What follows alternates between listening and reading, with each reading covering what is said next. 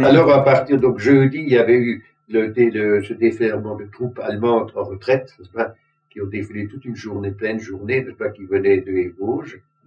C'était qui étaient, beaucoup étaient blessés, d'autres, pour moi, c'était un débat, un débâcle complète. C'était pas mieux que ce que les gens ont pu voir en 40. Un débâcle complète. C'est ça. Mais à côté de ça, il y avait quand même ceux qui étaient encore en fonction, qui étaient là, qui occupaient quand même le pays. Qui occupaient le pays. Alors, c'était ces troupes qui revenaient, on les emmenait en Allemagne, pour les recréer. On avait néanmoins un sentiment que... Ah ben, pour nous, c'était déjà fini. La guerre était quasiment finie. Ça avait bien d'être fini, on se demandait seulement comment ça finirait. Alors là, ils ont défilé toute une journée, Kinderkitschler, Karichler hinterdoor. Ab en toe had ze kiet op de piquet, net. Had ze lief niet op de piquet, n'est-ce pas? Ce qu'ils avaient encore volé au dernier moment, net en zo voortzien. Et puis, il y avait beaucoup qui étaient un peu blessés, n'est-ce pas? Franchement, n'est-ce pas? Et il n'y avait plus que Trilmic, aussi de Louis fenêtre, ils ont commencé le matin, jusqu'au soir, ils devaient aller sur Célestin, et pas Marcosem, passer le rond. Et jusqu'à samedi, à Bar, il y avait des unités encore allemandes. Il y avait encore des unités allemandes qui sont parties, les derniers sont partis samedi. Donc pratiquement Bar était à ce moment-là, il ne restait qu'un petit détachement qui tenait la poste, comme la poste des téléphonistes qui étaient là, et avec qui on pouvait parler, on pouvait téléphoner, ils transmettaient encore les téléphones. Oui, et les communications marchaient encore. Oui, marchaient encore. Et il y avait encore quelques troupes, mais pratiquement pas grand-chose. Il y avait une compagnie de santé, je crois. Eh ben oui, alors ceux-là étaient restés jusqu'au samedi après-midi. Et avec ceux-là, j'avais travaillé pendant une dizaine de jours, et parce que quand j'avais des gens à transporter en ambulance, ici, on ne pouvait plus sortir, eux, ils me transportaient. Alors, le dernier samedi, je l'ai encore fait, envoyé aussi des gens, ik encore, dus es war noch heimgeschickt vom Spital, dus die jetzt weg aus der Flug, ich weiß nicht, was passiert.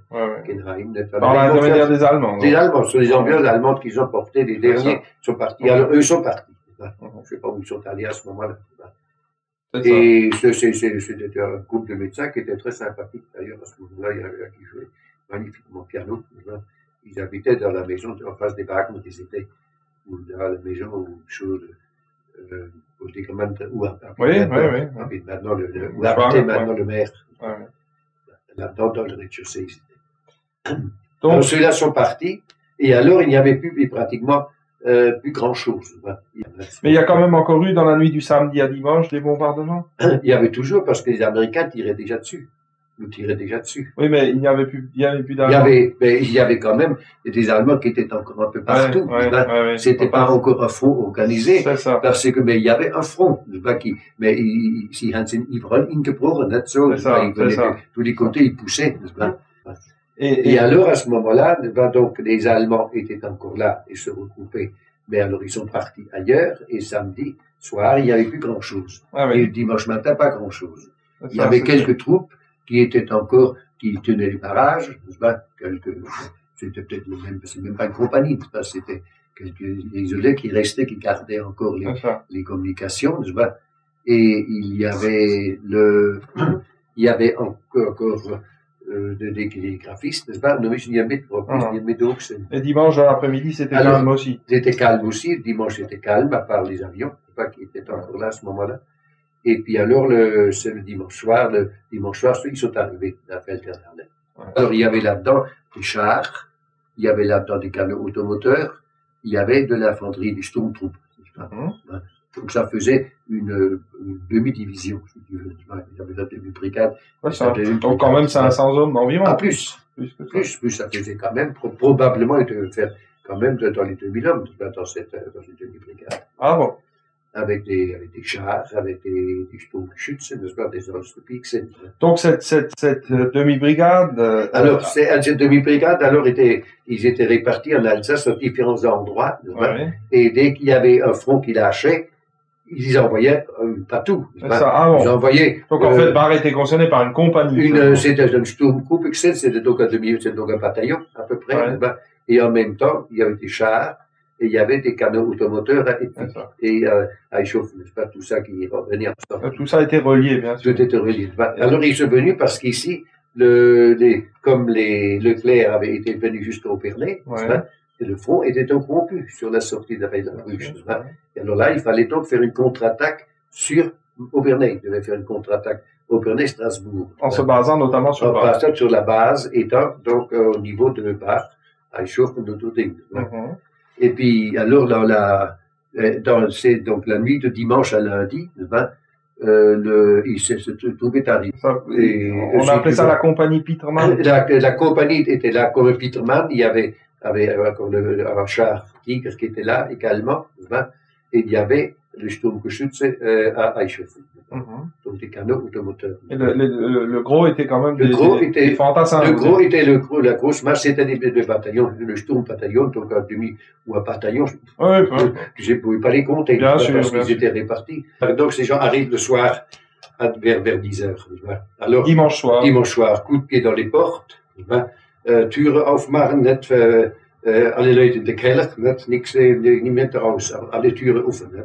Et alors, wir brillen, so richtig nicht, muss ich sagen. Dann die Jungen, c'est pas étonné, dass ils so wildsig sind. Et à ce moment-là, donc, ils sont installés, alors, dans des maisons, und le lendemain matin, was die tout sind, il y avait des fenêtres. Alors, tout était fermé, les portes des choses de la ville étaient bloquées depuis 48 heures, on ne pouvait plus sortir de part. Alors, c'était bloqué complètement. Alors, on ne pouvait plus sortir. Et alors, il y avait donc un char Tigre qui se promenait dans l'avenue de la gare, la rue de la promenade. Vous voyez, derrière l'hôpital, c'était au-dessus, c'est un mur, c'est fort. Et alors, donc, ils sont installés. Et alors, ils ont été, l'après-midi, les Américains ont commencé, l'après-midi, à attaquer Gerpiller.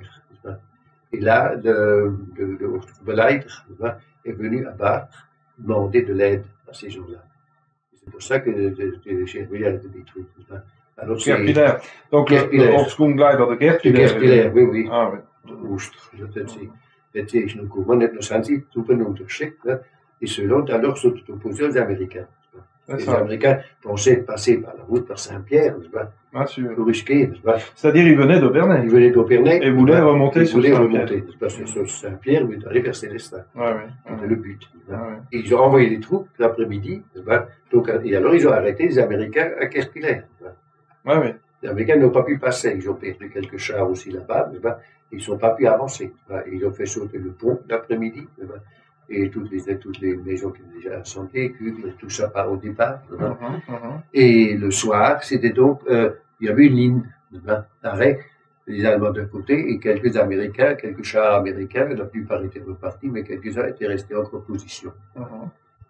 Et alors, donc, les gens se sont mis dans les cars l'après-midi, n'est-ce pas, on n'allait plus se promener. Et alors, c'est là d'ailleurs qu'on est venu. Il y a eu des blessés, alors le soir, à 10 heures, n'est-ce pas, lundi soir, on vous cherche. Lundi soir, à 10 heures, on m'a cherché pour des blessés qui étaient au-dessus de la ligne de chemin de fer, n'est-ce pas, sur Kerpiller, en Weih hin, der Olman Weih, der Testing. Alors là, il y avait, quand nous sommes sortis de la, ils sont venus, ils ont frappé chez moi et dit, nous avons des blessés, il faut revenir avec nous, vous êtes médecin, avec nous. Bon.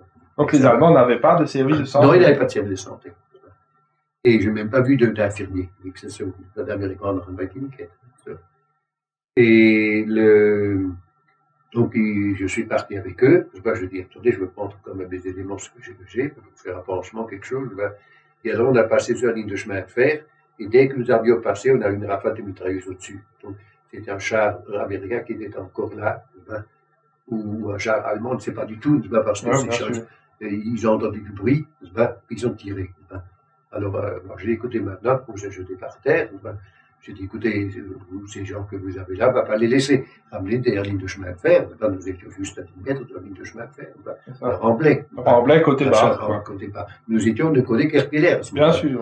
Alors, je dis, ramenez-les. Et puis, alors, quand on vous a ramené, je dis, écoutez, là, je ne peux rien faire, mais je me suis organisé de l'hôpital à amener-les là-bas. Et alors, ils les ont ramenés. Et vous vous étiez organisé dans le cadre? Oui, j'avais fait installer une petite pièce d'opération pour pouvoir opérer le minimum, ne pas faire des pansements ou faire quelque chose. C'était pas une simple opération, mais il y avait une table gynécologique qui était là, n'est-ce pas? Et puis j'avais pris des médicaments, il y avait poudre, il y avait de quoi faire une petite intervention. Ah oui, donc lundi soir, vous aviez une dizaine de blessés? Oui, revenus dans la nuit, ça a duré toute la nuit. Il y en a qui partaient? Et il y en a qui repartaient, ils venaient du pansement, prenaient une tasse de café, n'est-ce pas, puis ils repartaient. Et ils repartaient. Frisch, früh, Combat. Eindig wieder zurückkommen, 2 Stunden nachher, hat man schon wieder Schuss gehabt, und ich nur am Et alors, bon, alors c'était donc la nuit de lundi à mardi, n'est-ce pas? Alors, on a fait pratiquement toute la nuit parce qu'ils venaient, ils ont su très rapidement, ils se sont dit qu'il y a un traitement médical par là, n'est-ce pas? Amener vos blessés ici, n'est-ce pas? Et alors, ils ont amené. Donc là, à ce moment-là, vous n'aviez que des blessés allemands? C'était uniquement des Allemands. Ah. Et donc, mardi matin, le calme est revenu? Alors, mardi matin, c'était très calme, n'est-ce pas? Parce que j'ai pu rentrer chercher ma femme et mes enfants, n'est-ce pas? Et j'ai dit, écoutez, ma femme, je n'ai pas pu rentrer cette nuit, et de revenir à l'hôpital. Vous les avez ramenés à l'hôpital. On est tous dans les caves. Donc, on avait quelques Allemands déjà qui étaient, on s'est dit, cool, tant schwur, schon nehmen, sie haben sie gelohnt, qui étaient blessés plus gravement, mais il n'y avait plus d'ambulance, on s'y met. Bien sûr. Et donc, donc le matin, c'était calme, parce que j'étais rentré tranquillement chez moi. Et alors j'ai vu à ce moment-là le char Tigre qui se promenait là. L'hôpital est Herbimo au carrefour là, de gaz. C'est ça. C'est un endroit stratégique. Parce que c'était en dehors des barrages. Les barrages étaient fermés autour du gaz et de l'hôtel du parc. Oui, il y avait des barrages. Et une autre était chez Bossert. Bossert rue de la Gare. Et une autre était alors sur le Ferreichenstein. Tout ça, c'était barré. Et donc, à ce moment-là, les Allemands étaient là ils avaient déjà installé des canons anti-chars, des trucs pareils, n'est-ce pas? Surtout dans les maisons, quoi. Oui, mais non, les canons anti-chars étaient sur les barrages. Mais dans les maisons, ils attendaient dans les maisons. Ils étaient au premier étage avec des bazookas. C'est ça. Et donc, vers 14 heures. Vers 2 heures de l'après-midi, on a entendu subitement ce bruit. Un bruit de ferraille, que nous avons entendu de l'hôpital. Alors, remontant au premier étage, on a pu voir qu'il y avait un feu, un incendie déjà. C'était un village neuf qui brûlait déjà. Et c'est les Américains qui venaient par la route de Reichenstein. À ce moment-là, comme ils ne pouvaient pas passer, l'autre était donc paré à Guerpiller, les Allemands. Par les passages, le pont avait sauté, donc ils sont venus. Privilégier l'axe de Reichenstein. Oui, ils sont venus parce qu'ils n'avaient pas d'autre. Le village Kaufel étant sur la route de Reichenstein. Oui, c'était la dernière maison à ce moment-là. Et au début de l'après-midi, ils avaient encore cherché des hommes pour faire des parages. Les Allemands qui étaient encore là cherchaient des hommes pour faire un parage sur Reichenstein. Et quand ils sont arrivés là-haut, une vingtaine d'hommes sont montés là-haut. En bas, c'était donc le Melanti, n'est-ce pas? En bas, les Allemands tiraient à Guerpiller, on faisait une autre chose, de la route. Et alors, quand les sorties sont arrivés, les Allemands disent, mais qu'est-ce qu'ils vous envoient ici? Vous êtes fous? Je suis beleid. Donc, ils avaient envoyé le Bougège, qui est nos fourtes, qui est notre, et alors, donc, le lendemain, ils sont donc arrivés là, à ces barrages, donc là, il y a eu de la bagarre. Donc le premier char qui est entré près de Ville. Le premier char était déjà, il y avait déjà des chars qui étaient déjà avant Ville, mais qui étaient déjà en l'air. Parce qu'il y avait déjà des chars avaient déjà été atteints même au niveau du barrage à hauteur de la Campalting, le chemin de la Chapelle, là où il y avait le sport. C'était là le premier arrêt. Et là, il y avait déjà le char à enfoncer, mais comme il était mis. Il a été tout de suite mis en l'air. Et alors, ils sont descendus, et alors, ils se sont arrêtés à un moment donné, les premiers chars devant de la Maisonville, à côté de la Folie Marco, se bloquer. Et là, alors là, ils attendaient les ordres. Et puis, à un moment donné, ils sont partis en ville. Et alors là, c'était la bagarre, le carnage. C'est ça. Et c'est bien un char américain qui a tiré sur le bâtiment? C'est des chars américains, oui, parce qu'ils venaient de la route de la rue Sud, et alors les Allemands étaient là et tiraient, et alors ils ont tiré, et puis alors ils ont mis le feu en tirant. Bien sûr, d'accord. Et alors le feu a commencé surtout en bas, parce qu'ils avaient mis des réserves d'archives, de Strasbourg, c'était rempli de papier, tout le bas, alors tout ça peut brûler. D'accord. Donc devant l'hôpital, un char aussi était. Il y avait 4 chars qui ont été coincés devant. Il y en avait un devant la poste, il y avait 2 devant l'hôpital et l'autre chez nous. Parce que là, c'était un croisement. Puis alors, les Allemands avaient installé, donc derrière le mur de l'hôpital, il y avait le char Tigre qui tirait, et lui qui a descendu d'ailleurs les chars américains. Et il y avait dans la ferme de l'hôpital qui était à côté, qui n'existe plus. Il y avait une ferme où les Allemands avaient mis dans la matinée 2 mitrailleuses lourdes au premier étage. Et ceux-là avaient directement l'enfilade de la rue de la Gare, c'est-à-dire vers la ville. Et ils avaient aussi au-dessus du mur vue sur le carrefour de la Poste. Et alors, quand les chars sont venus, ceux-là tiraient avec des mitrailleuses lourdes. Et donc, à ce moment-là, les Américains répondaient avec les canons. Bien sûr. Mais les Allemands étaient dans l'intérieur de la ville, dans les maisons, puis ils tiraient sur les chars avec des parachutes. Ah oui. Donc l'hôpital aussi a souffert. Il n'y avait plus de vitres, il n'y avait plus rien devant. Alors les combats ont duré l'après-midi. Ça a duré toute l'après-midi. Et alors, à un moment donné, les gens ne pouvaient pas sortir parce que les chars explosaient. Et les chars ont dû exploser pendant 6 ou 7 heures. Ah oui. Alors, les chars qui brûlaient. 5 heures, les chars étaient déjà un peu arrêtés.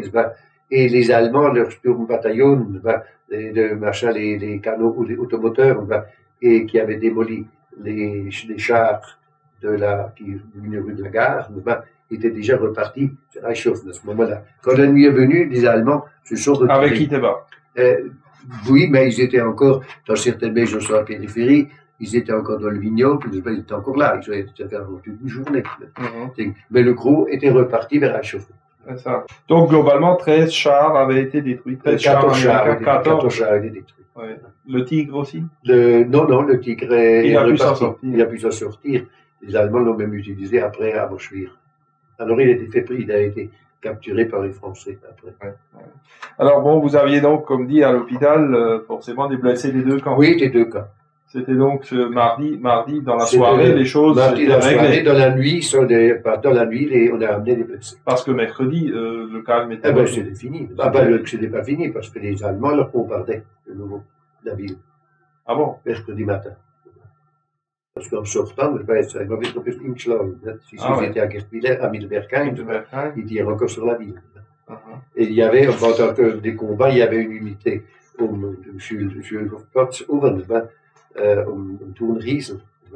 il y avait une patrie allemande, de mortiers allemands, qui tirait ces Américains qui remontaient, qui étaient donc sur Bach. Et ceux-là ont été annihilés parce que les gens de Coxville avaient signalé sur leur présence aux Américains, alors ils sont tombés dessus à un moment donné. Et ceux-là, pendant les combats, tiraient sur les Américains, tiraient sur la ville. Donc le mardi aussi vers 17h, vous avez soigné notamment le colonel Ferris, qui était donc le responsable C'était le type qui commandait le bataillon. Le bataillon américain.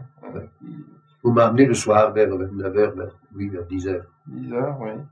Et c'était y compris son radio. Alors son radio, puis alors encore deux autres militaires, donc deux étaient morts, et qui étaient dans les chars, et puis donc il y avait à peu près une dizaine de blessés.